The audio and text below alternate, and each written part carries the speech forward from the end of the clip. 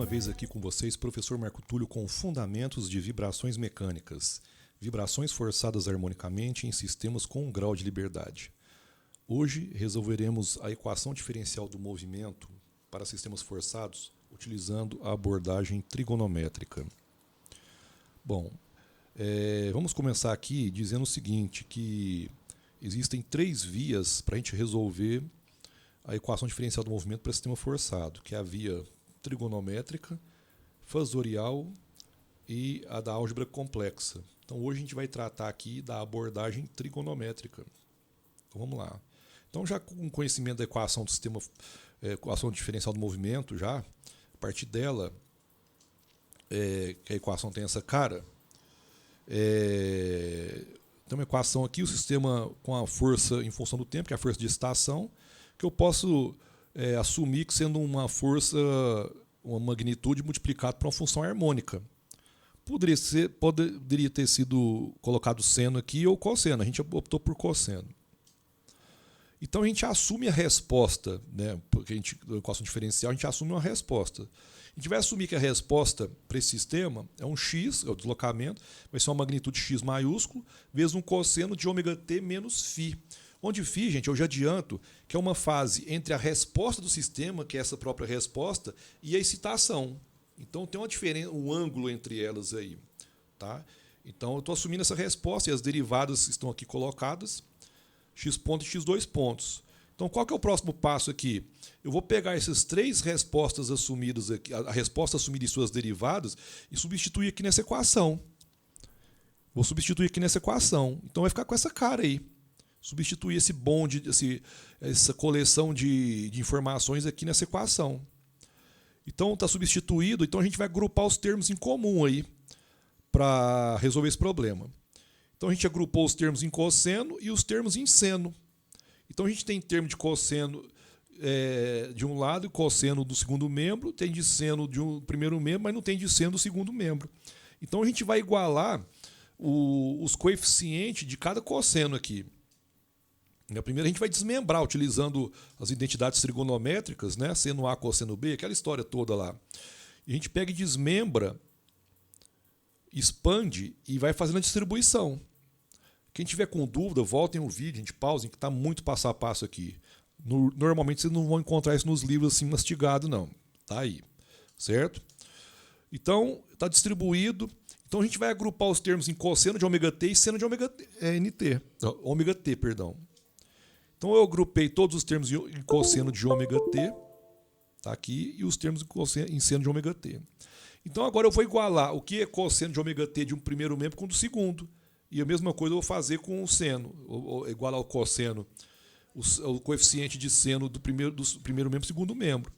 Então, comparando os termos em cosseno, assim como eu falei, a primeira expressão é igual, eu estou igualando os termos em cosseno e a segunda eu estou igualando os termos em seno, do primeiro e segundo membro.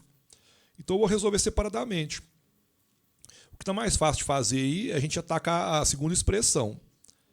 Se a gente pega a segunda expressão, a gente pode de cara já determinar a primeira incógnita, que é a incógnita que diz respeito à fase. Olha só, eu coloco, jogo para o segundo membro o cosseno, a parte em cosseno, depois eu divido seno com cosseno, então seno dividido por cosseno é tangente.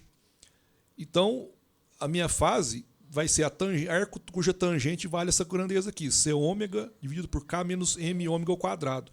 Então está determinado aqui de cara o meu parâmetro φ, que é uma das incógnitas da nossa equação diferencial do movimento. Está determinado o φ.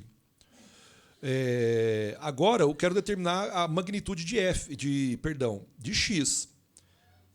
Porque o F0 eu conheço. Então eu isolo o termo na equação 2 de x e seno de φ. Aí eu isolei a parte de seno de φ. Então eu tenho uma terceira expressão. Aí o que eu vou fazer? Eu vou substituir esse carinha aqui lá na equação 1 que eu tenho lá atrás. Vocês voltem o vídeo que vocês verão. Você substitui lá e vai ficar com essa cara. Então eu tenho dois termos em cosseno aqui, ó. Dois termos em cosseno. Então tem fator comum. Eu pego o fator comum, eu só dou uma reorganizada aqui, né? Dou uma reorganizada. Aí tem o fator comum que é x cosseno de φ. Agora aqui eu vou isolar o cosseno de φ. Eu isolo o cosseno de φ.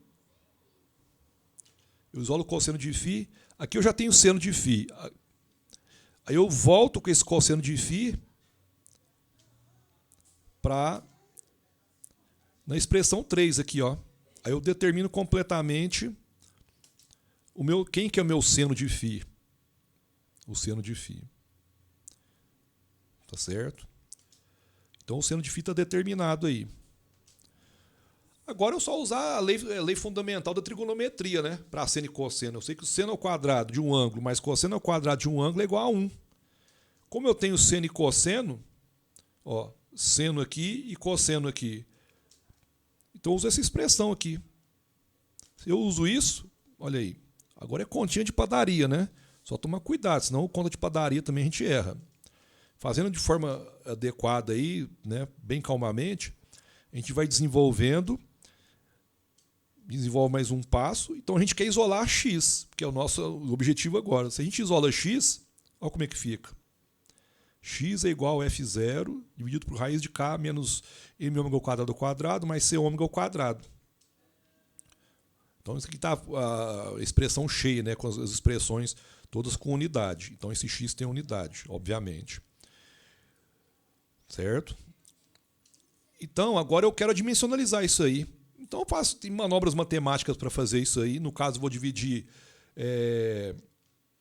colocar o K ao quadrado em evidência dentro da raiz. Para colocar o K ao quadrado em evidência, eu faço umas manobrinhas aqui. Vocês podem observar com mais calma pausando o vídeo depois. Está bem passo a passo aí. Mais uma vez, vocês não vão ver esse passo a passo aí nos livros, nesse nível de detalhe. Então eu vou desenvolvendo até que eu jogo o K para fora. Jogo o K para fora. Né, que está repetido. E eu jogo o K lá para cima e o F para baixo. Então percebam. Aqui eu tenho expressão que eu considero a expressão mãe da excitação harmônica, dos sistemas de um grau de liberdade, né, para excitação harmônica. É a expressão mãe. Todas as outras vão derivar dela. Perceba que eu passei de uma notação para outra aqui com grandezas adimensionais. Ó, R é adimensional, zeta é adimensional. Essa razão aqui é adimensional, ó, porque fica unidade de força com unidade de força. Então, essa é a expressão mãe da excitação harmônica. Todas as outras, mas todas que eu estou falando, sem exceção, que a gente vai utilizar durante o curso, sai dessa expressão.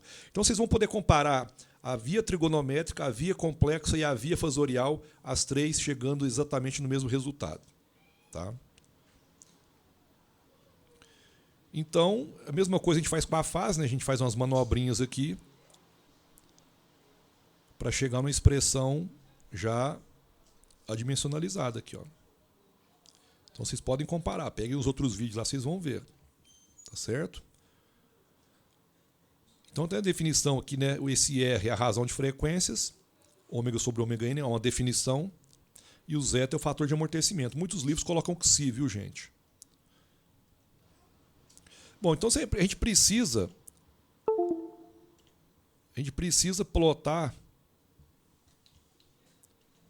essas expressões aqui. Então a gente vai plotar as expressões e vão culminar nesses gráficos aqui, ó. Tá? xk sobre f0, aqui em função da razão de frequências.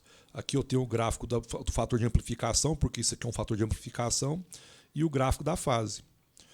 Essa primeira parte daqui, eu discuti bem isso aí lá na parte fasorial. Vocês veem lá no vídeo da abordagem fasorial, em que essa região aqui de 0 a 1 no gráfico de fase, qual que é o significado disso de 0 a 1? A minha resposta do sistema, ou seja, o meu deslocamento, ele está defasado da minha excitação daquela quantidade de graus. Então, se ele está em fase,